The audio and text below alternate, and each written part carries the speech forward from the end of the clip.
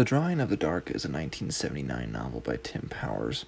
The story starts on Halloween in 1529 as an old king takes a cup of beer from another old man, Aurelianus. Then we have an epigram from William Wordsworth. Duffy is in Renaissance or early modern Italy, Venice to be precise, though he is an Irishman himself.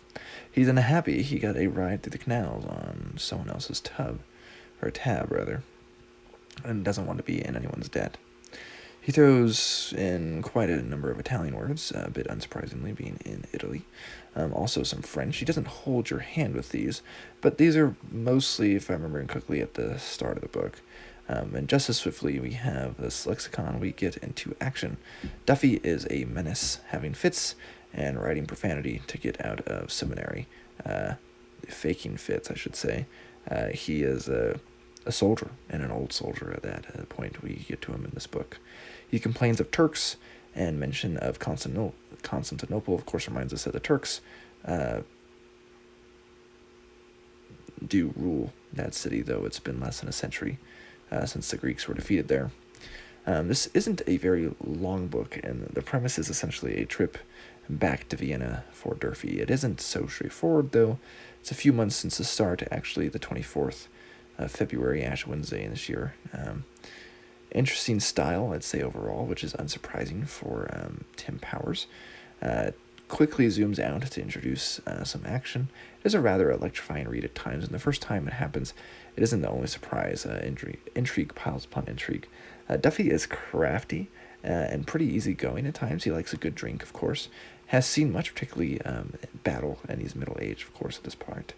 Part of the swift action may be publishing norms at the time, as it reads somewhat like Sword and Sorcery in its action. It doesn't have the slower and enchanting tone of later Powers that I've come to expect, though I'm not super well read in them. There is definitely supernatural stuff here, and it's done well, if maybe not as effectively in some sense, at least as far as tone. Again, it's not as suspenseful. It's at least there's always this kind of comic undertone with Duffy.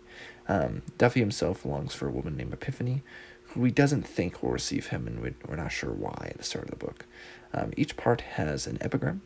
Another is from Alfred Lord Tennyson, and one from a scribe, the Sultan Suleiman el-Kanuni. At this time, it did seem like the Turks could sweep over all of Europe, just as the Moors looked like they could have done centuries before from a different route. Vienna is known for being besieged by the Turks, so Bluto, though as far as other characters, is a hunchbacked artilleryman. He pops in and out of the story. We have a sense of humor again throughout, particularly where the title is concerned. That one really got me. I was not expecting it. Beer is a very central part to this book, which is maybe a bit unsurprising, but it's just funny. I don't know, man. You have to read it. I won't spoil it for you. We also have an interesting idea. We have this Celts from the West idea, which is not a very popular theory in academia as far as I'm aware. And so to say that spreading of beer throughout Europe was a key act in the mythopoeia of the continent is pretty dang interesting. Very much a piece of time. It represents also East versus West, and it's from the Western perspective, although there are East Asian figures and Africans in the story as well.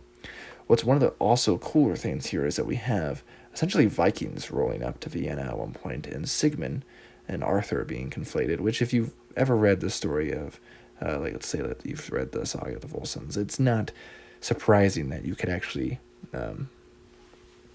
compare Arthur with Sigmund rather easily. But overall, it's a great, fun, and still kind of a sophisticated ride that Powers manages. Considering, again, equating the sword of Barnstock to that in the stone was something I was actually considering right at the time for my own writing, so it was funny. And I did put it in my own writing anyways. I just thought it was funny that I was considering doing that, wondering if it had been done before, and then I read this where it had been done. So anyways, Lean from Liam's Lyceum, I'll definitely be reading more Powers, and this is a nice standalone, very early Powers as well. So anyways, catch you next time.